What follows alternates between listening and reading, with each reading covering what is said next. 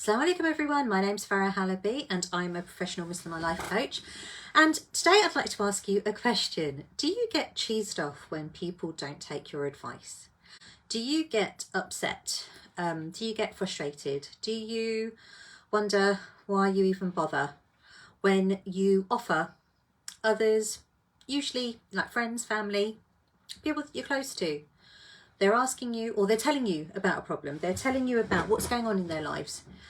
They're telling you about their experience. They're having a bit of a moan, bit of a rant, going off on one to you. And whilst they're speaking, your mind is 10 steps ahead, already thinking about solutions, ways you can fix this, what they need to do, advice, maybe thinking about, well, how'd you get yourself into that tizzy? Bit judgment, perhaps. But when the other person is speaking to you and they're telling you about what's going on, and generally it's something that's not going the way that they'd like, or they're having a bit of a moan. Usually people don't moan about good things or things that they're happy with. It's usually the opposite. So if someone you're close to who confides in you, who speaks to you about what's going on in their life, do you get upset or frustrated or even angry when they don't take your advice, when they don't put into action or listen to what you're saying, or they disagree with the advice that you're giving? How does that make you feel? How does that make you feel when you are being told something and your go-to response is, well, need to fix it. I need to make this right. I need to help you. I need to make things better. I need you to do X, Y, Z, and then you'll be fine. And then I'll feel as if this wasn't a waste of my time. I'll feel that you appreciate me. I'll feel that you value my opinion, and I'll feel that, you know, I'm a good friend, or a good sister, or a good family member, or a good confidant, or a good person. But if you don't do those things, then what am I even here for? What are you wasting my time for? What you moaning about if you're not going to do anything about it? And if not that you're just not going to do anything about it, you're not going to take my advice, which has taken me time and thought and consideration and efforts and energy to put forward a solution, a fix, advice, a pathway, support, help, guidance, all of that stuff. If you're not going to take that from me, then what is the point of me being here? Have you ever been in one of those situations? Have you ever thought that? Have you ever got into a real emotional drama in your mind and created a whole story about the other person? Because now it goes from what they were telling you about to something a bit different, to what they now think of you or how they see you. So their issues, circumstances, topic of moaning, topic of ranting, topic of discussion has been popped to the wayside, and now it's all about me.com. It's all about how you feel and all about how you stand in this other person's life. Has that ever happened to you? Well, it's happened to quite a few people I know, actually, but when I've been speaking with my clients, they don't realise that that's what's actually happened.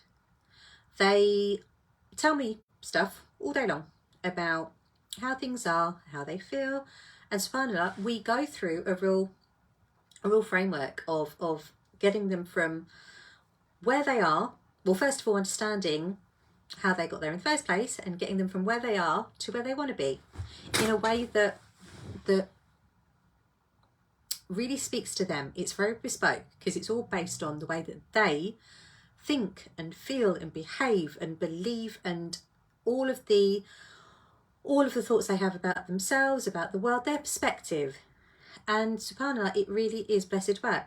But for some of us, I'd actually say all of us, we do have the tendency to get into our own heads about things sometimes. And it's when we do that that we disconnect from what's actually going on, and we go into this alternate reality, this bit like, you know, those I can't think of the name of it now, but the virtual reality headsets. So, you know, you're standing there and you've got this headset on and I can see you and, you know, you look as if you're fine. But in your world, in your mind, from your perspective, what you can see in that headset, completely different. And that virtual reality is so far removed from actual reality, like the day-to-day living, the nuts and bolts of this world, the people in it, how you present in it. But we do that as people, as human beings, we do create stories, we do create this experience for ourselves, and we're doing that alongside being in the real world. So whilst that person is off on one, ranting, raving, moaning, talking, we're in 10 steps ahead mode in a not real reality, in a not real place, because it hasn't happened yet and it's possibly not even going to happen. But in that, it's almost like we've got that mask on, that headset on, and we're now trying to figure out the steps that this person should take. So whilst they're still talking, we're already getting to, you know, fix it, support, advice, what to do mode. And when they don't take that advice, then we're going to get a bit upset, because the gap between that virtual reality, well, let's just call it expectations of what you think they should be doing, how they, you know, what they could be doing, what they should be doing, the expectation of the taking of advice that you are about to impart. So that's an expectation that they should just do X, Y, Z. But then you've got the reality of what they are doing right now. And that bit in the middle can be frustration, upset, maybe even anger, possible resentment. It's like, well, I'm using all my energy here to try and find a solution for you, and you've just dismissed it. Because they didn't come to you for the answers. If they said, right, I would like your advice for a problem that I have, and I really value, or I'd like to know what you think I should do, or they'll put it quite clearly to you. But if they have come to you and they're having a moan about their kids or their husband or their boss or their employees or in their business or in their world, they haven't actually invited you into a conversation that sets the parameters that they need your help, or they need your opinion, they need your advice. They're just venting. They're just letting off steam. And what are you really getting upset about then? If you can see that as just a space for them to vent, a space for them to speak, a space for them to just release whatever it is that's going on, then is there a judgment on that? Do you have an expectation on that? If they're just, you know, releasing all that stuff from their minds, like they're just verbally getting it all out, do you have an expectations on that? It's only when you place the expectation that they need something from you, or they're asking you something, or they're asking something of you, or they're expecting that you have the answers, or you assume that they're asking you for answers. There's a lot of assumptions, there's a lot of guesswork involved. But when we go to what we think, what we believe, what we assume to be the case, what we assume they want from us, then you are going to go 10 steps ahead and try and be the fixer, the problem solver, the one that is going to make everyone all right. You know, the one that's going to save this person from this horrible situation that they're, you know, that they've taken the time out of their day to moan to you about, to divulge to you, to share with you. And if that is all met with nothing, no action on their part, or even, I didn't actually want your help. They might even say that, or I don't, you know, I'm not actually interested in what you would do. Just wanted to, you know, let things out. That is the difference between, it's what, you know, you might be offering what could be called unsolicited advice. They didn't ask for it. But you've gotten yourself into a right old tizzy because they're just not listening to you. Now think about this from in another arena. Let's just say you're, I don't know, your kids are talking to you and they're, you know, they're telling you stuff. They are moaning or they are sharing something with you. If you're going into fix it mode and you're thinking 10 steps ahead and you're trying to make it all right, which, you know, as parents we do, as mums we do, we want to make things all right for our kids. But in that moment, is that what they need from us?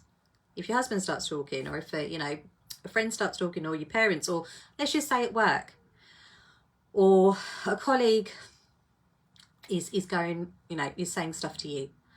If you have that expectation on yourself, or that opinion, or that belief, sorry, about yourself, that you have to be the one that makes things all right, that you are the one that goes in there and fixes everyone's problems and saves everyone from themselves, and, you know,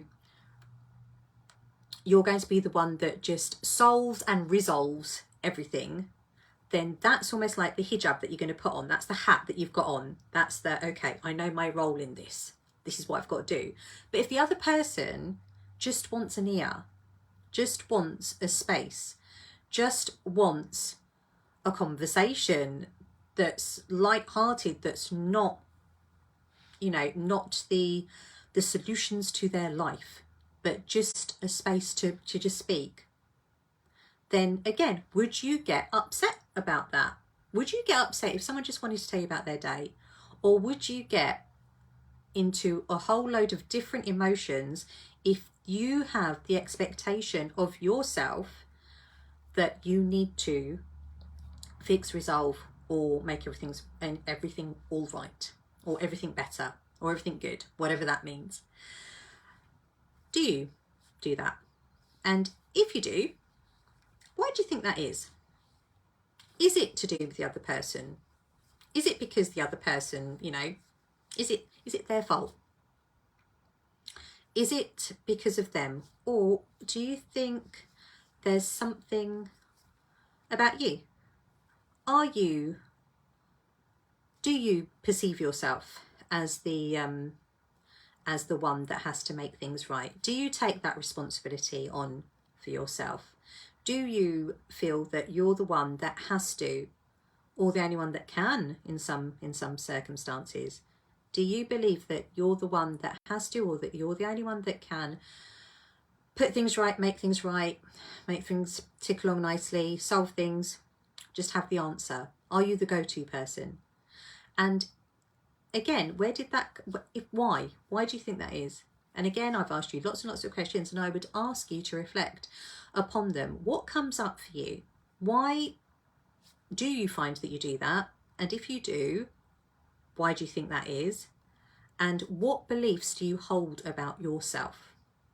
Who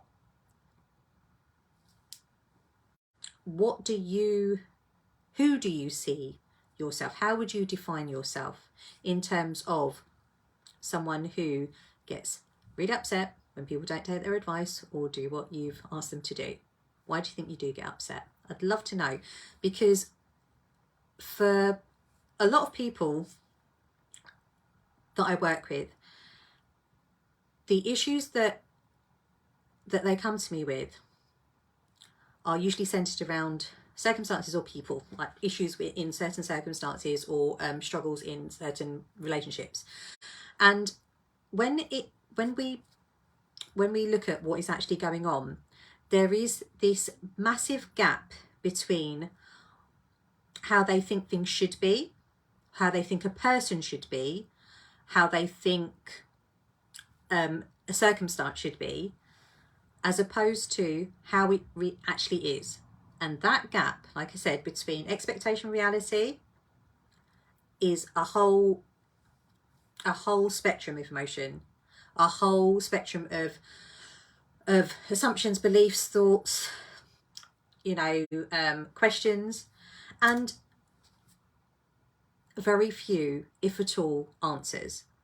And when we look at how they think about themselves, there is something within them that is either an expectation that they have for themselves, or an erroneous self-belief that if they can just do XYZ, if they can just be whoever it is that they think they need to be, then they will feel something. They're either looking for a feeling or trying to avoid one. And I'm going off on topic a little bit here, but coming back to, if you feel that people don't take what you have to say seriously, or they don't value your opinion, or they don't listen to you, or that they just don't do what you think they should do, what you say that they should do, and you get really upset with that, ask yourself, did they ask for that advice? Did they want that from you? Or was it a case that it was an expectation that you have of yourself, that you have to go out there and fix everything for everyone? And where does that come from? I'd love to know. Again, more questions to ponder and reflect on. But if you'd like some help to really understand what is going on with you, why that might be the case, and how to manage that, how to manage your emotions, how to manage your mind in a way that you're not getting upset, you're not getting hurt, and that you can see the other person, what they're going through, for what it is, not the assumptions of what you have in your mind about what it is. If you'd like some help aligning that, expectation and reality, or the virtual reality and the day-to-day living, so that there is less of a gap for you to, fill in, and it's more based on truth, on what actually is, on certainty, or as certain as you can be, then let me know. You know how to get in touch with me. The ways in which you can are in the comments. But as always, I pray that you are safe, well, happy and healthy. And inshallah, I shall be on tomorrow for another little convo. But for now, take care. Assalamu alaikum.